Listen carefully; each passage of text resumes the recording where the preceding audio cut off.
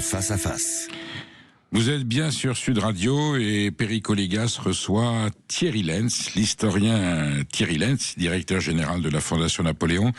Vous pouvez nous appeler au 0826 300 300. Emmanuel Galasso attend vos appels parce que je pense que l'échange qui va suivre sera non seulement digne d'intérêt mais suscitera en vous beaucoup de questions parce que Thierry Lens n'est pas qu'un historien, c'est un observateur de notre époque, de notre temps, et je vais aborder avec lui, on va élargir un petit peu, on va d'abord parler du patrimoine français un peu maltraité, de cette histoire un peu oubliée.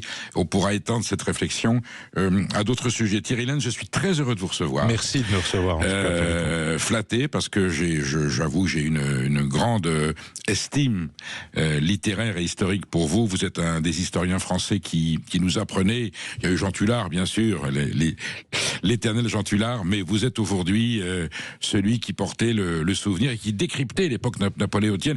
Je voudrais surtout préciser que vous n'avez jamais été un fan idéologique, vous êtes un historien qui observe. Vous avez écrit un ouvrage sur le diable sur la montagne, Hitler au Berghof, qui est passionnant, où l'on apprend beaucoup de choses.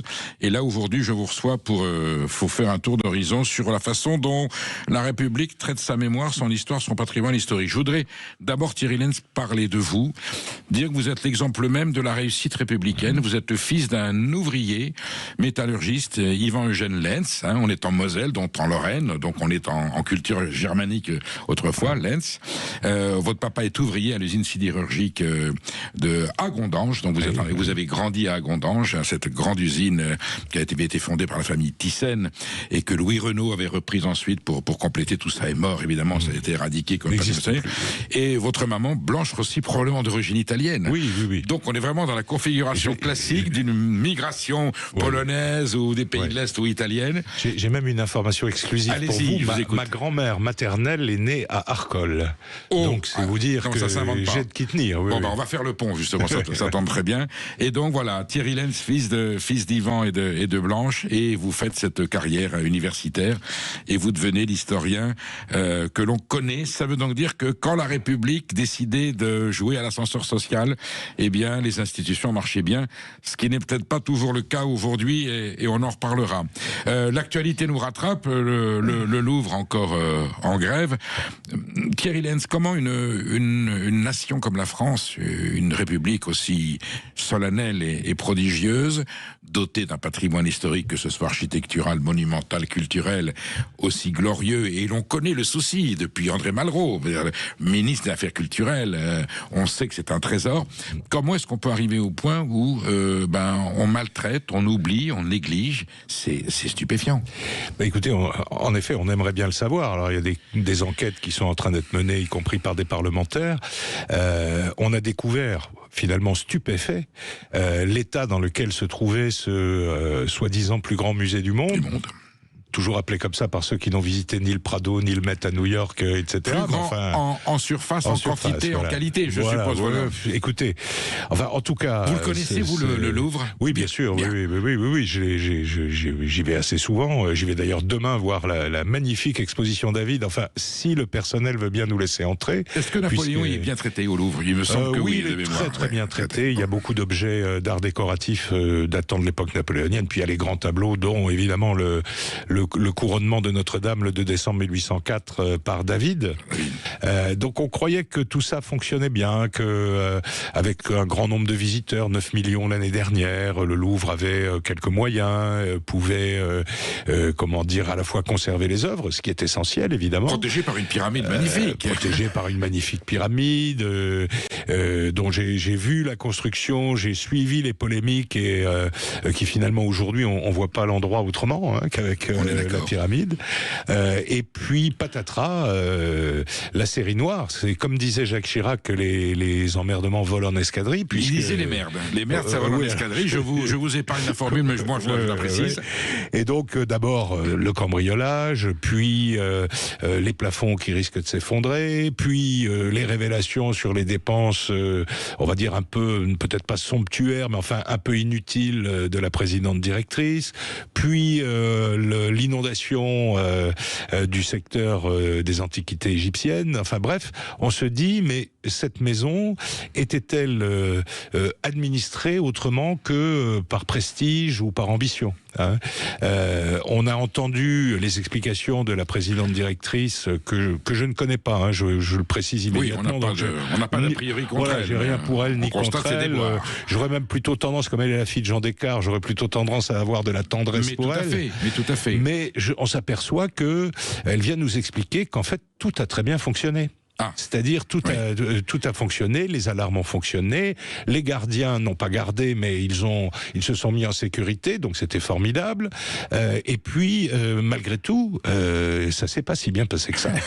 Et on cherchait tout à l'heure un peu comment les choses peuvent se dégrader à ce point, mais c'est tout simplement parce que la tutelle, l'État, alors en l'espèce probablement le ministère de la Culture, ne fait pas son travail. C'est-à-dire qu'il a à donner des instructions et il a à tirer les conséquences des échecs et des manquements.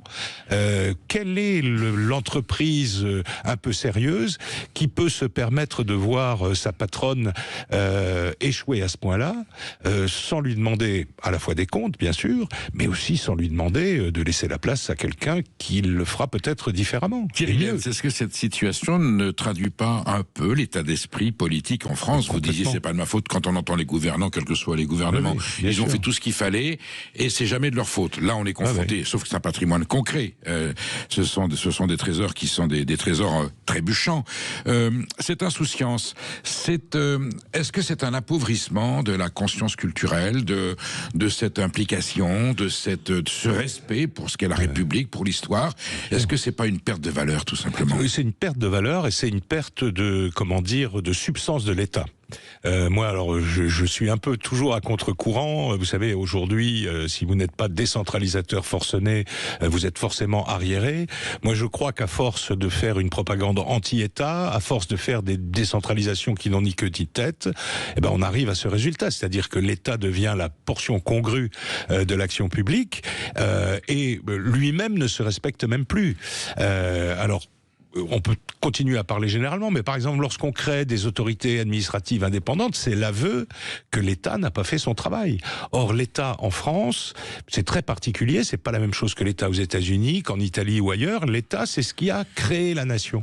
C'est ce qui a créé son organisation, c'est ce qui a créé ce que d'aucuns appellent le vivre ensemble, c'est ce qui a créé la société dans laquelle nous vivons, avec son savoir-vivre, avec son savoir-être, avec son intérêt pour l'histoire, son intérêt pour la culture, à fort prix, il faut bien le dire, puisque nous payons beaucoup d'impôts.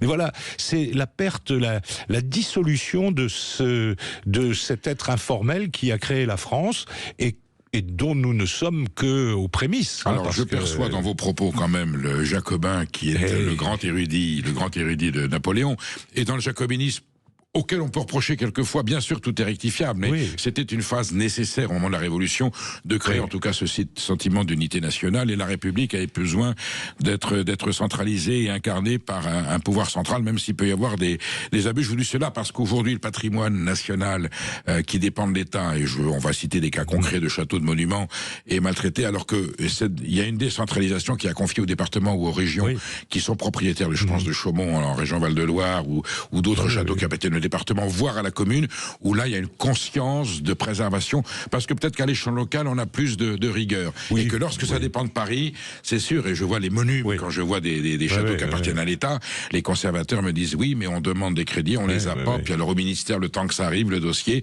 est-ce qu'il y a, au contraire, c'est pas une centralisation qui est mal conduite? Oui, alors je pense que c'est-à-dire que si vous prenez le domaine de la culture, vous avez en principe une décentralisation.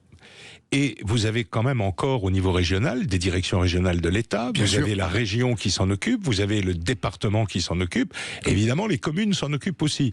Je pense que si on voulait vraiment décentraliser, il faudrait au moins supprimer le niveau de l'État. L'État ayant ici une fonction de contrôle peut-être, une fonction de respect des règles de conservation, etc. Encore que vous verriez le Louvre administré par la ville de Paris qui a alors peut-être pas la ville de Paris actuelle, mais la région Île-de-France. La région Île-de-France, voilà, ça serait d'abord ils ont des moyens qui sont beaucoup plus clairement fléchés, si l'on veut, dans les régions. Alors Il y a le contre-exemple, mais je pense qu'elle a pris une bonne décision, c'est la présidente de la région Pays de Loire qui a décidé d'avoir des comptes à l'équilibre, après tout, c'est pas un crime. Bien sûr. Et qui a donc beaucoup réduit les subventions culturelles. Ça a fait beaucoup de bruit au départ. Et puis finalement, le milieu, qui est comme tous les milieux, il s'est adapté un petit peu à la pénurie. Et il sait très très bien gérer tout ça. Il y a bien sûr dans la gestion de l'État parfois des exceptions. Vous disiez Monum, je pense que c'est le centre des monuments nationaux dont vous vouliez parler, qui est quand même dans le reste peut-être ce qui fonctionne le moins mal. C'est-à-dire qu'on a vu, alors notamment parce que le président de l'époque, qui était Philippe Bellaval, était un homme à fort réseau, à puissance de conviction, on a vu qu'il a quand même obtenu les crédits qu'il fallait pour restaurer beaucoup de choses. C'est pas la même chose pour les musées qui dépendent directement de l'État, ces fameuses structures, soit établissements publics, soit les structures qui sont directement rattachées au ministère. C'est vrai que ça manque de moyens. Moi, j'ai un exemple qui est en train de se résoudre heureusement, mais c'est le château de Malmaison, qui a été très longtemps un peu la portion congrue des musées nationaux. On en reparle dans quelques instants, Thierry Lenz. Alors, nous sommes avec Thierry Lenz. Si chez vous, dans votre département, dans votre région, vous avez un monument historique que vous sentez un peu oublié ou malmené, ou si vous avez une inquiétude quant à ce patrimoine historique, vous nous appelez. Thierry Lenz va répondre à vos questions au 0826 300 300. On se retrouve dans quelques instants. Midi 14h, Sud Radio, la France dans tous ses états. Vous êtes bien sur Sud Radio et je reçois Thierry Lenz, directeur général de la Fondation Napoléon, historien émérite et observateur patenté non seulement de notre vie historique, mais de notre vie politique, parce que tout est lié, Thierry Lenz. On est d'accord que le présent est régi par le passé et que les grands peuples ou les nations qui oublient leur passé, qui n'ont plus de mémoire, sont condamnés à disparaître. Est-ce que, pour autant, le trésor historique et patrimonial de la France, pour l'essentiel, est bien préservé, ou vous commencez à exprimer des inquiétudes dans certains cas? Écoutez, je trouve d'abord c'est un travail énorme. Il faut voir le patrimoine bâti de la France, c'est quelque chose d'assez unique, gigantesque. Donc il faut s'occuper ou un peu de tout, ou beaucoup de quelques trésors. Ça, ce sont des choix politiques à faire. Il faut accepter aussi la gestion privée dans les monuments. Il faut accepter, par exemple, les panneaux publicitaires qu'on a en ce moment à Paris devant l'Opéra. Oui. Évidemment, il y a des gens qui râlent, etc. Mais si la marque qui affiche on a besoin de fonds, ne donne pas cet argent, il n'y a pas de restauration. Donc voilà. Donc il y a un système à penser. Et puis, je pense, vous avez cité tout à l'heure le vrai titre d'André Malraux, qui était ministre des Affaires culturelles. Je crois que c'était ça le bon titre, parce que il ne peut pas y avoir de ministre de la culture. Ça peut pas exister. Jusqu'à lui, comment ça se passait? C'est d'abord longtemps, sont le ministre de l'Instruction publique qui avait les Beaux-Arts. Voilà. Donc ministère de la une direction des Beaux-Arts avec qui a quand même fait beaucoup de choses. Parce que quand il prend le dossier en main, j'allais dire, il ressuscite la totalité de ce patrimoine qui était un petit peu à l'abandon. Oui, c'est vrai. Et puis il a fait intervenir l'État dans un domaine, on va dire, de l'animation culturelle qui était un peu laissée à l'initiative associative et privée. Alors bon, les fameuses maisons de la culture, etc.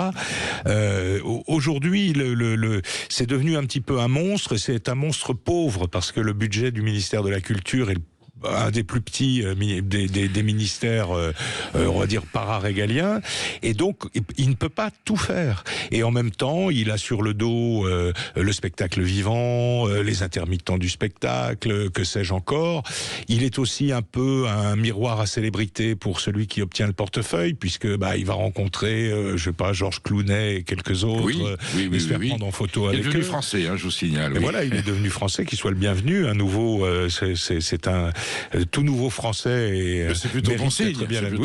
Même s'il a obtenu un peu facilement. Oui, c'est vrai, mais enfin, vous savez, il y a une procédure qui permet d'accélérer la naturalisation des très méritants, de ceux qui apportent quelque chose à la nation. Là, je crois quand même qu'on peut. On s'enorgueillit. Voilà, on peut pas dire.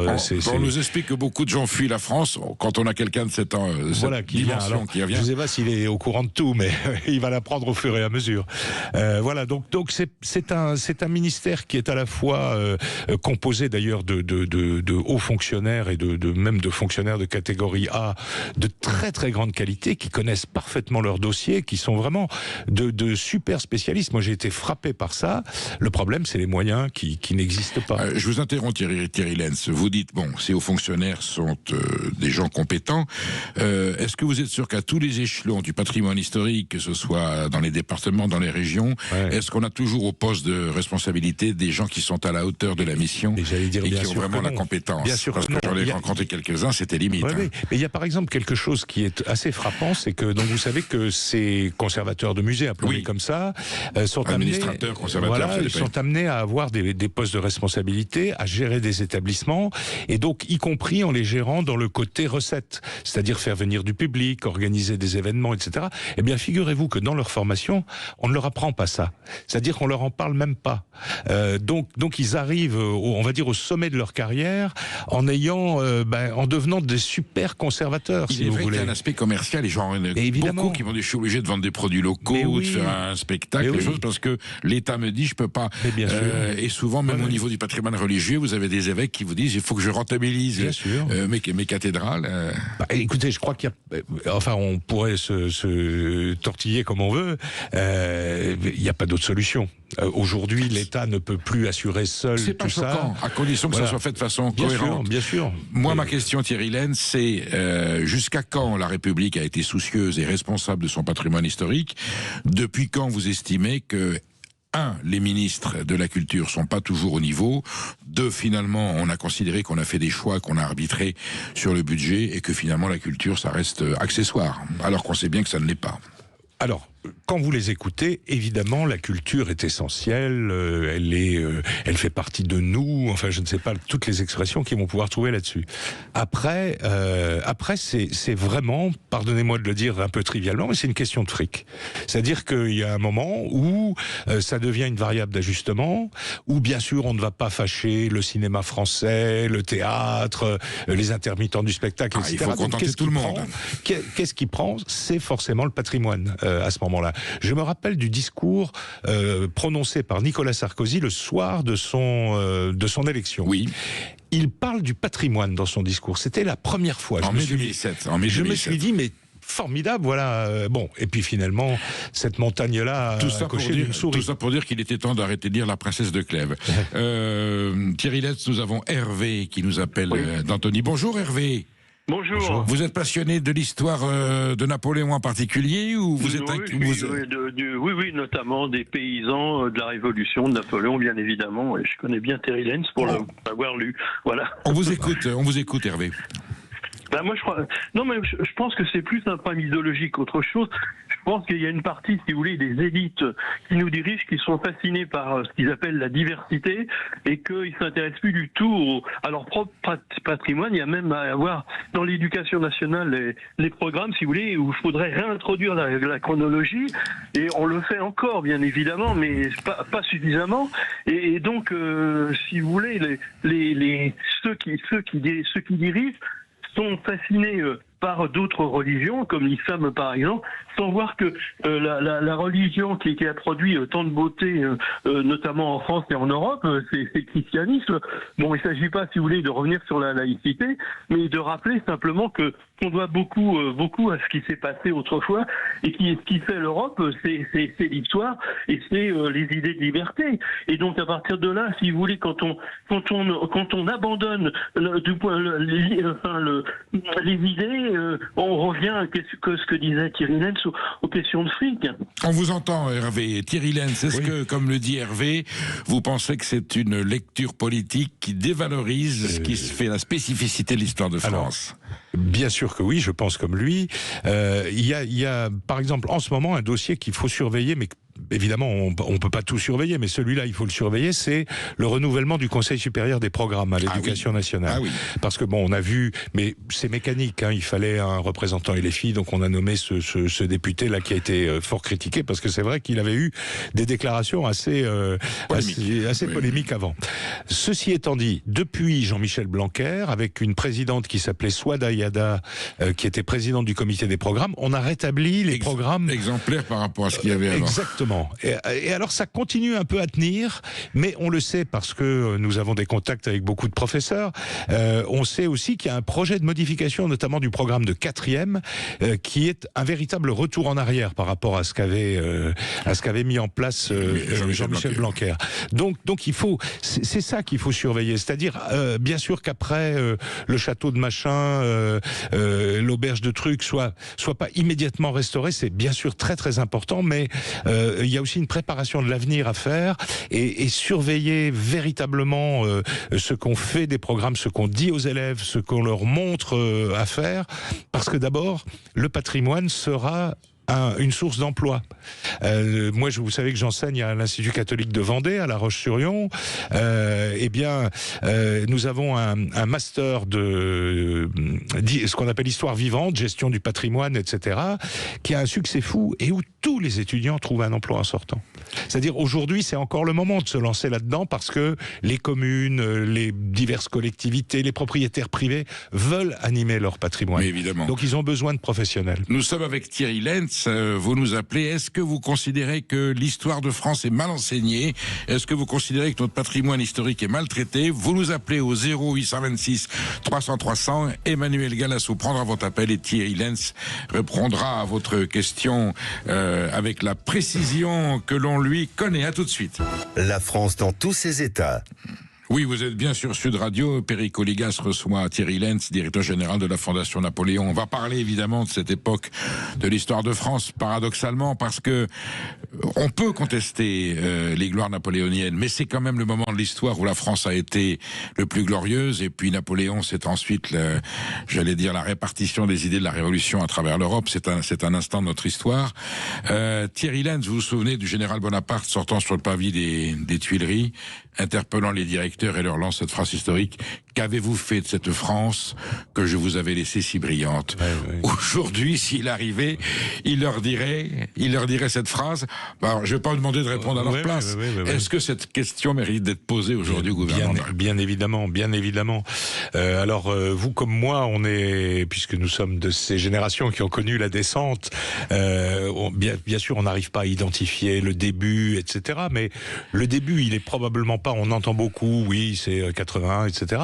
Je rappelle quand même que la réforme criminelle de l'histoire à l'école, c'est la réforme Abi, sous Giscard d'Estaing. Tout à fait. C'est-à-dire qu'on a supprimé l'histoire pour la remplacer par l'éveil. Tout à fait. Donc voilà, vous voyez, ça a été des hommes d'État qui se sont laissés aller à suivre des modes, à suivre des courants d'opinion qu'ils pensaient être majoritaires parce que dans leur petit milieu, excusez-moi, mais parisien, tout ça, c'était majoritaire. Vous dites que les pédagogues se sont aussi immiscés dans l'histoire. Bien sûr, les pédagogies, c'est aussi. Mais oui, alors bien sûr. qu'Edgar Faure, Olivier Guichard, je parlais ancien ministre, étaient des gens qui se tenaient. Et vous connaissez ce livre-là qui est paru il y a quelques mois, Main basse sur l'éducation nationale, oui, bien sûr. Qui montre véritablement à quel point celui qui voudrait demain revenir sur tout ça aurait du mal, parce que la bête s'est installée dans la maison et c'est un peu les punaises de lit, il y en a partout et on n'arrive pas à s'en débarrasser. La fabrique du crétin, comme dit Jean-Paul Brigelli, auteur aussi d'un livre, se porte très bien. Nous avons Philippe qui nous appelle de Conflans-Sainte-Honorine, qui fut la ville de Michel Rocard, vous vous souvenez, Conflans-Sainte-Honorine, mais aussi à haut lieu historique avec son château si cher à Aliénor d'Aquitaine. Philippe, on vous écoute, vous êtes passionné d'histoire également? Oui. Bonjour, et puis je vous remercie. Je suis très honoré de parler avec vous et avec Thierry Lentz. Voilà, j'avais juste une question et quelque chose qui me taraude depuis quelques temps. J'ai appris que la tapisserie de Bayeux allait partir en Angleterre. Oui. Et voilà, il y a un prêt de 1 milliard, il y a des choses assez curieuses, il y a des conservateurs qui considèrent que ça peut provoquer des dommages assez importants. Qu'en pensez-vous ? Thierry Lentz, est-ce qu'il faut garder la tapisserie de Bayeux, qui est quand même la tapisserie où on raconte l'invasion une des rares fois où l'Angleterre a été envahie. Donc les Anglais veulent la consulter, mais est-ce qu'il faut la transporter ? Moi, je ne connaissais pas l'état de conservation de la tapisserie, donc a priori, moi je me disais, après tout, pourquoi pas cette bonne manière, et ainsi de suite. Quoique je me rappelle que en 1999, ils ont refusé de prêter la pierre de Rosette parce qu'elle était trop fragile, puisqu'elle est en Angleterre maintenant. Une tapisserie, c'est du tissu. Alors là c'est du tissu. certains spécialistes... Elle a près de 1000 ans quand même, c'est pour ça. Vous disent qu'elle est intransportable. Alors apparemment, ils ont réussi à trouver un moyen de la transporter. Évidemment, on prend un risque, mais là je pense que les projecteurs vont être tellement mis sur cette opération que ils ont quand même plutôt intérêt à ce que ça se passe bien. La vraie question, c'est comment a été prise la décision. Voilà. C'est-à-dire, le président de la République et le président de la République, il n'est pas le roi de France, c'est-à-dire qu'il n'y a pas de domaine présidentiel ou de domaine royal comme autrefois, dans lequel il peut agir sans règle. Or, il semble que ça a été le cas à ce moment-là. Il est vrai aussi que... là, vous mettez le doigt sur un sujet épineux qui sont les prérogatives du président de la République, et même s'il n'est que président d'une République démocratique, il y a quand même le fait du prince qui est un phénomène... C'est vrai, puis nous avons une vieille habitude de roi de France, de chef de l'État, un peu omnipotent, etc. Oui, mais ce fait du prince, le général de Gaulle et Pompidou, le fait du prince, ils en ont eu, c'était plutôt pertinent. Là, on sent qu'il a voulu faire plaisir politiquement à une demande sans se soucier du dossier. Il y a eu un scandale de la sorte quand la Joconde a été prêtée aux États-Unis. À un moment donné, la Joconde, ça se transporte quand même pas aussi difficilement que la tapisserie de Bayeux.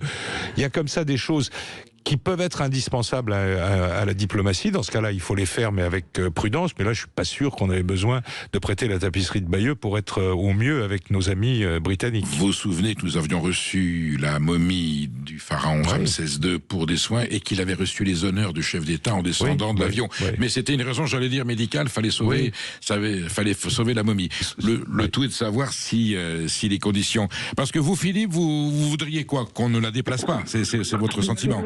Moi, je pense que c'est mon sentiment. Je vous rappelle que De Gaulle avait refusé de la déplacer lors de le couronnement de la reine Elisabeth. Oui. Et que pour l'Angleterre, c'est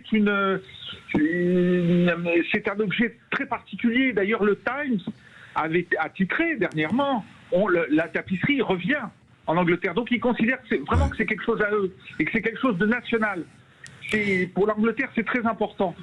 Et bon, les connaissant un peu, je ne vais pas faire de l'anglophobie, mais je ne suis pas sûr qu'ils la rendront. Vous savez, si on va jusqu'au bout du dossier, c'est donc le duc de Normandie, Guillaume le conquérant, qui devient roi d'Angleterre. Donc on va réappliquer le droit féodal et on va donc réintégrer la Grande-Bretagne, en tout cas l'Angleterre, au duché de Normandie. Vous savez que les îles anglo-normandes, c'est la dernière possession française qui n'appartient pas à la Grande-Bretagne, mais directement à la couronne britannique. Donc vous, la tapisserie de Bayeux doit rester à Bayeux, puis simplement. Ça serait la sagesse ou non, Thierry Lenz? Écoutez, maintenant je crois que le coup est tiré, donc il va falloir faire avec. Moi, je me fie, je suis pas un spécialiste de la conservation. Moi, je me fie à ce que disent notamment les spécialistes. Je me rappelle plus du site sur lequel il opère, la Tribune de l'Art, qui lui est particulièrement contre. Il était à cet endroit. Oui, voilà, c'est ça. Donc moi, j'ai quand même plutôt tendance à faire confiance à cet homme-là qui est très informé, qui connaît le métier et ainsi de suite. Alors maintenant, il y a cette décision ce fait du prince, ma foi. Espérons que le prince ne se sera pas trompé. Enfin, espérons-le pour lui. Nous avons Claudine qui nous appelle de l'Espard dans le Médoc, entre les vignes de Bordeaux et le Médoc, entre la Gironde et l'océan Atlantique. Claudine, vous êtes passionnée d'histoire, vous aussi? Oui, bonjour. Bonjour. Je vous remercie de nous prendre en ligne, car j'ai mon mari aussi à côté de moi. On vous écoute. Voilà, nous avons pas loin d'ici, une propriété personnelle que nous avons acquise depuis plus de 30 ans. Or, il se trouve jusqu'à présent, nous l'avons loué et maintenant nous voulons rénover. Et ce bâtiment est une ancienne mairie dont l'origine est au 19e siècle et en pierre d'un style très joli, d'un style néoclassique, avec des colonnes qui ornaient la mairie autrefois, qui ornait l'entrée, et un fronton courbé avec des encorbellements. Enfin, nous on trouve que c'est très beau. Et on a entrepris de faire ravaler ce bâtiment par bienséance et puis par devoir. Et puis aussi pour laisser à notre fils quelque chose en bon état. Et donc maintenant, on se trouve devant une difficulté. Nous avons le 3e côté à faire faire, mais nous avons épuisé nos moyens sur les 2 premiers côtés, dont le fronton néoclassique qui est particulier. Alors, monsieur le maire nous désavoue, car il y a une petite véranda d'époque qui a certainement plus de 60 ans, même monsieur le maire le dit, et qui est très mignonne et très utile, avec des barres en fer comme ça se faisait autrefois. Donc votre problème, votre souci, Claudine, vous n'êtes pas classé monument historique, évidemment, c'est est-ce que vous estimez que les pouvoirs publics, en tout cas que les élus locaux, devraient vous accompagner dans la restauration de ce bâtiment que vous estimez être patrimonial, on est d'accord? Eh bien, c'est un patrimoine communal, historique, ça s'arrête là. Pour mais vous demandez quoi, une subvention pour terminer le travail, si je comprends bien? Évidemment. Seulement, monsieur le maire nous tord le bras en quelque sorte. Nous en avons parlé par des écritures, des courriers que nous avons échangés, et nous en avons parlé aussi verbalement par devant le conciliateur de justice. Donc, la contrainte, est-ce que c'est correct de nous faire une contrainte de démolir la véranda, chose que nous ne voulons pas pour l'instant, pour envisager éventuellement de nous donner une subvention. On a entendu, Claudine. Donc Thierry Lenz, bon, même si c'est un dossier que on connaissait pas, est-ce que par principe, Thierry Lenz, lorsqu'il y a sur une façade d'un monument, d'une maison, quelque chose qui est un élément patrimonial, est-ce que c'est quand même aux pouvoirs locaux de se soucier de la préservation, ou est-ce que la loi est mal faite? Bon, non, je pense qu'en l'espèce, le maire remplit sa mission, c'est-à-dire qu'il veut bien donner une subvention éventuellement si on remet le bâtiment dans l'état du 19e, si j'ai bien compris. C'est ça. Et donc voilà, moi maintenant le dossier est probablement plus compliqué que ça, on peut pas se prononcer, mais vous voyez qu'il y a des particuliers qui se soucient de transmettre en l'état un patrimoine bien sûr, mais bon, il faut voir aussi que malgré tout, et pardonnez-moi madame de le dire de la sorte, c'est un bien privé. Donc, en principe, si la mairie avait été classée ou inscrite à l'inventaire à la rigueur. Alors là, je pense que ces messieurs-dames auraient eu d'autres emmerdements avec l'architecte en chef. Peut-être peut-on conseiller à Claudine d'envisager au moins une inscription à l'inventaire si va les embêter pour changer les vitres. Thierry Lenz, vous connaissez beaucoup de monuments aujourd'hui en France. Vous êtes surtout implanté en Vendée où il y a aussi un très riche patrimoine. Il y a alors Stéphane Bern évidemment est après sur la question. Il y a quelques chefs-d'œuvre qui sont en péril, comme le disait l'émission de Michel Péricard. Oui, bien sûr, il y a des choses qui menacent ruine. C'est toujours aussi la question de la propriété. Il faut aussi malheureusement voir aussi l'intérêt patrimonial, parce qu'on pourra évidemment pas tout garder, et ma foi le temps passe, les besoins des hommes sont parfois différents, donc il faut modifier aussi les bâtiments. Ceci étant dit, je pense quand même qu'il y a une mobilisation maintenant. C'est difficile, il faut monter des dossiers, il faut faire de l'animation, mais vous parliez tout à l'heure de la Vendée. J'ai 4, 5, 6 exemples de familles qui ont pu conserver, on va dire, les châteaux ou les gros manoirs de la famille, parce qu'ils y font de l'animation l'été, parce qu'ils louent une partie des dépendances en gîte, etc. Alors c'est difficile, ça n'arrive pas toujours à l'équilibre, tout ça, mais bon, ma foi, il y a aussi la vie, on peut pas tout attendre de la subvention. Thierry Lenz, les Lorrains sont des gens résistants, mais les Vendéens sont aussi des gens combatifs. Des leçons de ce côté-là. Ouais. Nous sommes avec Thierry Lenz. Est-ce que vous avez autour de chez vous un monument, un beau bâtiment, enfin en tout cas un élément du patrimoine que vous estimez en péril, dont vous aimeriez qu'on le sauve? On peut toujours appeler Stéphane Bern. Si c'est le cas, appelez-nous au 0826 300 300. Emmanuel Galasso vous passera à l'antenne et on pourra en discuter avec Thierry Lenz. À tout de suite. Midi 14h, Sud Radio, la France dans tous ses états.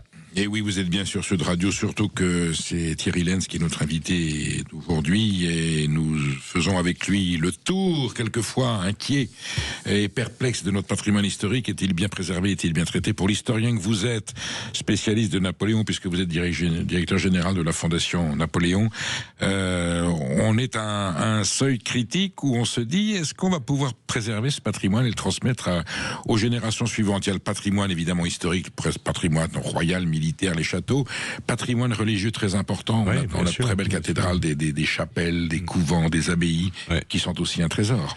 Oui, là, il y a un programme avec la Fondation du patrimoine. Stéphane Bern joue aussi sur cet élément-là, mais c'est sûr que on pourra pas tout restaurer.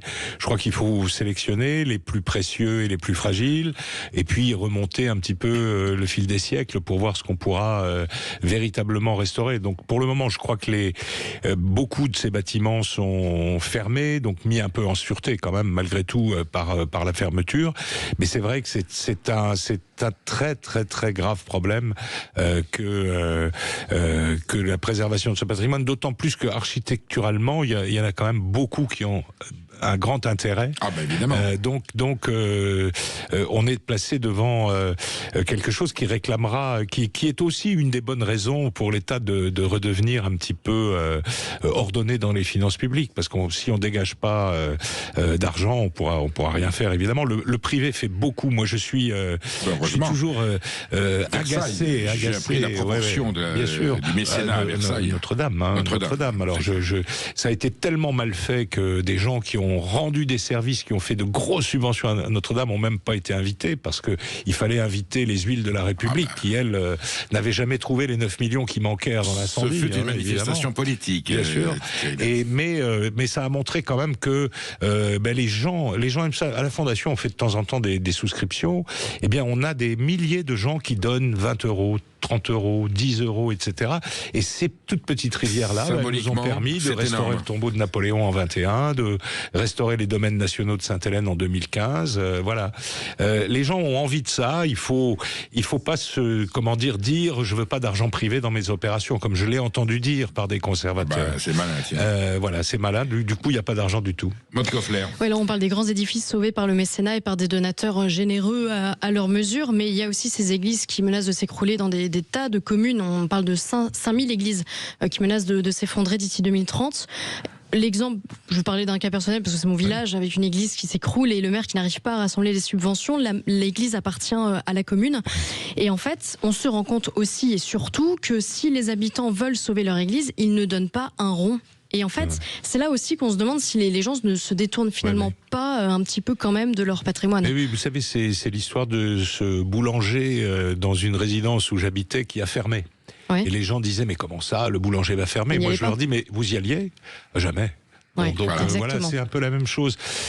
C'est vrai, mais je pense que dans la France rurale, on va dire, il y a beaucoup. Enfin, les gens sont quand même beaucoup plus sérieux par rapport à ces questions-là, c'est-à-dire qu'ils l'ont tous les jours sous les yeux, etc. Donc, je pense dans votre village, faut continuer à aller les voir, et puis ils vont finir par ouvrir leur porte-monnaie, vous verrez. Est-ce qu'on peut mettre en scène, alors il y a deux optiques. Vous vous souvenez, en 1926, le roi d'Espagne, conscient que son patrimoine historique est en train de dépérir, transforme les châteaux espagnols en paradoxe. Et quand on fait le tour de l'Espagne, donc ce sont des hôtels de tourisme, mais ça permet en tout cas, alors la vocation n'est plus culturelle, elle est commerciale, mais ça permet d'accéder à des endroits, je pense au Parador de Jaén par exemple, ou en Andalousie, enfin les anciens Alcazars. C'est une idée, mais je pense qu'en France, vous êtes venu d'ailleurs, puis on va le révéler à nos auditeurs, mais vous êtes venu en Vendée, dans un lieu où on a organisé un dîner que vous avez commenté, tout à fait, qui est un magnifique château, superbe, commencé au Moyen-Âge et terminé au 19e siècle, qui est aujourd'hui vivant parce que les propriétaires, tout en conservant les intérieurs et en restaurant les extérieurs, le font vivre parce qu'il y a ce type de dîner, des séminaires, des universités d'été, etc. Et évidemment, tout le monde, on peut plus remettre les chevaliers, les poules dans la basse-cour, etc. Donc il faut bien en faire quelque chose de ces bâtiments. Et donc, sans doute, une animation, on va dire, correcte et respectueuse des lieux sérieux est une solution, évidemment. L'exemple le plus typique, c'est le château de Cheverny, qui appartient à la famille privée. Ils en ont fait quelque chose de mémorable et d'exemplaire. Le spectacle du Puy du Fou, c'est quand même une mise en valeur de ce patrimoine historique. Quand les enfants sortent d'un spectacle au Puy du Fou, ils ont conscience qu'il y a un patrimoine en France qui existe sur la totalité du territoire français. Thierry Lenz, si vous aviez une ou deux recommandations à faire aux auditeurs de Sud Radio, d'aller voir un monument peut-être peu connu, oublié sur le côté, mais ça peut être en Vendée, ça peut être ailleurs. Est-ce qu'il y aurait 2-3 suggestions? Alors écoutez, comme vous, on leur conseille d'aller au Puy du Fou. Il faut y aller à pied, à cheval, en voiture. C'est extraordinaire. Toute la polémique que l'on a entendue sur le Puy du Fou, ça reste un instant l'histoire de France. En plus, c'est de la pauvre polémique. Enfin, je veux dire, qu'ils fassent un parc walk, on verra comment. Le républicain que je suis vous dit que c'est un instant inoubliable de l'histoire de France. Et absolument pas. C'est ni de la propagande trop chrétienne ou trop royale ou trop ceci. C'est l'histoire de France. C'est la France. On a parlé du même voix. Alors moi, je conseillerais à vos auditeurs, puisque je suis napoléonien, il faut quand même que j'aide les musées napoléoniens, d'aller à Malmaison. Malmaison qui souffre un peu parce que c'est une petite structure, mais c'est tout Napoléon est là, quoi. Il faut absolument aller à Malmaison.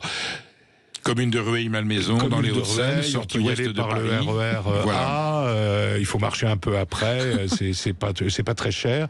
Et il y a vraiment des souvenirs extrêmement précieux, et surtout, l'habitation de Napoléon a été conservée. C'est un château qui a besoin qu'on lui apprenne à accueillir le public. Il en a beaucoup, mais pas tant que ça. Et donc faut y aller en masse, parce que ça va leur faire tilt en disant tiens, accueillir du public, ça peut aider à la gestion de mon château. Il l'achète pour lui. L'empereur, c'est là où Joséphine finira sa vie, et je crois qu'il y repasse un instant avant d'aller pour Sainte-Hélène. C'est ta dernière visite en France. Mais alors, on a toujours ce côté Joséphine, c'est rose, etc. En fait, à Malmaison, ont été discutées dans les conseils des ministres les plus grandes réformes de la France du consulat. Il y a une salle du conseil des ministres. L'histoire de France a été écrite en partie dans les murs de la Malmaison. Moi, ça me plaît qu'on y parle de Joséphine, évidemment, mais j'aimerais bien aussi qu'on rappelle ça, parce que toute l'aile qui est napoléonienne, avec sa bibliothèque, la salle du conseil, etc., est une aile historique. Les grandes lois ont été là, on a signé des traités, on a fait la loi sur la Légion d'honneur, elle a été entièrement faite à Malmaison, donc c'est un lieu historique, c'est un peu à la campagne, donc c'est pas désagréable d'aller passer une journée là-bas. Et puis on est à Rueil, qui est une ville qui a beaucoup de ressources, y compris gastronomiques, et ça je le dis pour vous. Et d'ailleurs, si on poursuit la route, soit on va vers Saint-Germain-en-Laye, soit on va vers Versailles, éventuellement Marly, qui n'est pas très loin non plus. On a toujours un monument historique à portée de chez soi. Thierry Lenz, l'enseignement de Napoléon aujourd'hui dans l'histoire de France, il est correct ou vous avez des inquiétudes? Oui, non, il est, on va dire que c'est correct sans plus, mais on constate aussi le développement des cours d'histoire napoléonienne dans les universités, parce que ça, très bizarrement, ça n'était pas enseigné. Alors grâce à Jean Tullard que vous avez cité tout à l'heure, et maintenant 2 générations d'historiens formés par lui, il y a des cours un petit peu partout, et puis je continue à prêcher pour ma paroisse à l'Institut catholique de Vendée. Il y a un cours d'histoire napoléonienne, plus des travaux dirigés d'histoire napoléonienne au sein de ce qu'on appelle la chaire Napoléon, dont j'ai l'honneur d'être le professeur. Comme aurait dit Laetitia Ramolino, mère de l'empereur Napoléon Ier, pourvu que ça dure. Et pourvu que ça dure. Pourvu que, d'ailleurs, elle est sur le tableau de David, alors qu'en fait, elle n'était pas. Non, elle était à Rome. Elle était à Rome, mais le peintre Louis David l'a quand même fait figurer. Ce tableau mérite d'être inspecté en détail, parce que c'est un cours d'histoire qui nous rappelle cet instant, j'allais dire, unique de l'histoire de France. Thierry Lenz, merci infiniment. Merci beaucoup de votre d'avoir été parmi nous ici avec nous à Sud Radio. Vous reviendrez, parce que j'aimerais qu'on parle d'autres sujets, et je vois que vous êtes intarissable sur ce qui est l'histoire de France. Quant à nous, ma chère Maud, je vous dis à demain. On se retrouve demain, et tout de suite Brigitte Lahaye sur Sud Radio.